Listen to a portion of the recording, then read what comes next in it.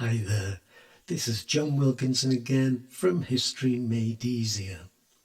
And in this presentation I'm going to look at the personalities that negotiated the terms of the post-war world and that led us into a Cold War.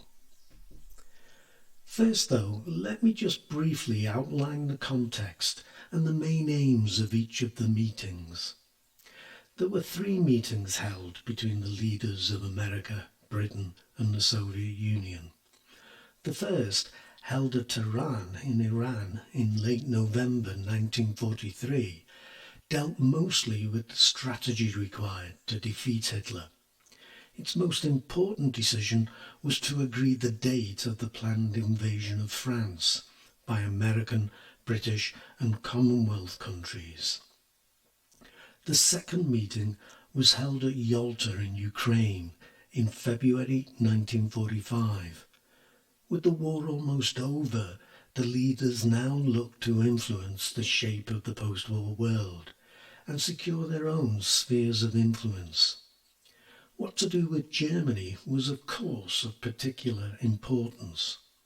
Poland too, as it was a matter of security for the Soviet Union and for Britain and France the issue which had brought them into the war.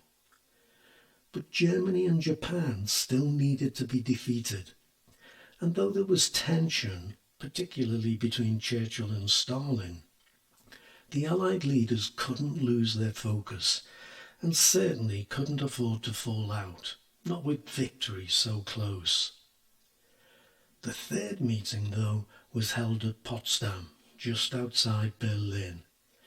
This tells us immediately that Germany was defeated and the war in Europe was over, though not yet the war with Japan. But the pressure was off, and differences between the leaders began to show more as they got into more detailed discussion about the post-war world. Now, in a situation that was not so different from the Paris Peace Conference that shaped the post-war world after World War I, the big 3 at Yalta, Churchill, Stalin and Roosevelt, came to the conference with very different priorities.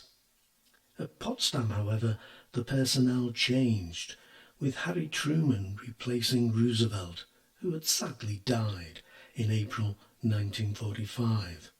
And Truman's attitude to the Soviet Union was very different to that of Roosevelt's. And Clement Attlee had replaced Winston Churchill during the conference, following the general election in Britain which Attlee's party, the Labour Party, had won by a landslide. This left Stalin as the one constant personality. Now I'm going to begin with Stalin, who was very much in the Clemenceau mould at the Paris Peace Conference. Security was his overriding concern, just like Clemenceau in 1919.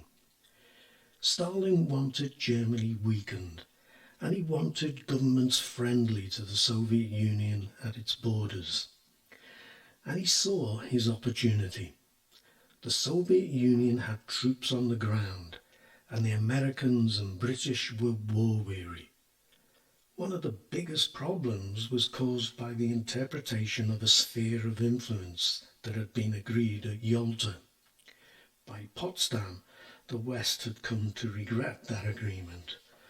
For Stalin, it meant control, and Stalin enforced his interpretation on what had been agreed. Churchill, like Stalin, had a European perspective and was focused on the post-war world as it affected Europe more than anything else, though he was also an imperialist and kept a careful eye on Britain's empire too. And he was pragmatic, and he knew he had to work with the Soviet Union, but he didn't like it, and he certainly didn't trust them. He wanted to minimise Soviet influence as much as possible. We could liken his position to that of Lloyd George in 1919. At Potsdam, though, he was subdued, distracted by the election in Britain. and Attlee, when he replaced him, had little chance to make an impact. Though later, in 1946, Churchill, in what became a famous speech made in President Truman's hometown, Fulton, Missouri, with President Truman in the audience, talked of an Iron Curtain being drawn across Europe, from Stettin in the Baltic to Trieste in the Adriatic, where very small communist parties were seeking to obtain totalitarian control. He said that Soviet actions were a threat to Europe and to world trade. So maybe he ended up more of a Clemenceau than a Lloyd George. Whereas Roosevelt's position was not so different to that of Woodrow Wilson's a quarter of a century earlier. He held a more detached view than the other two. He sought a lasting peace and was prepared to work with the Russians to achieve it, also advocating the United Nations, just as Woodrow Wilson had advocated the League of Nations as the best means to ensure peace. One thing that would be different, though, America wouldn't revert to a policy of isolationism as it had after World War I. Still, Roosevelt was more sympathetic to the Soviet situation than other Americans, and certainly Churchill, wanting to retain a good relationship with the Soviet Union. And some feel that he conceded too much to the Soviet Union at Yalta. However, the Soviet Union's occupation of Eastern Europe was a fact that no amount of diplomacy could easily change, and Roosevelt was also very ill. When Truman joined the discussions, he too could be seen very much in the Clemenceau mould, with his deep suspicion of Stalin and the Soviet Union in general. So Potsdam could be seen to have had two tigers prowling its halls. If we add to the mix their ideological differences, we'll not be surprised that agreements proved difficult to reach. Truman hadn't been a part of the wartime alliance, and so hadn't built any relationship with Stalin. Instead, as I said, he regarded him with deep suspicion. Only just elevated to the highest office, President Truman met with the Soviet Foreign Minister Molotov, who was in America to attend the first meeting of the UN in San Francisco. Truman told Molotov in language that Molotov found offensive that America expected the Soviet Union to stand by the agreements made at Yalta regarding Poland. Truman also abruptly ended the American wartime policy of Lend-Lease that had been supplying the Soviet Union, Britain too, not just with military equipment, but with things like locomotives and wagons, industrial equipment, raw material and food. Bringing it to an end did nothing to help relations. And on the very eve of the Potsdam Conference, on July the 16th, America successfully tested an atomic bomb.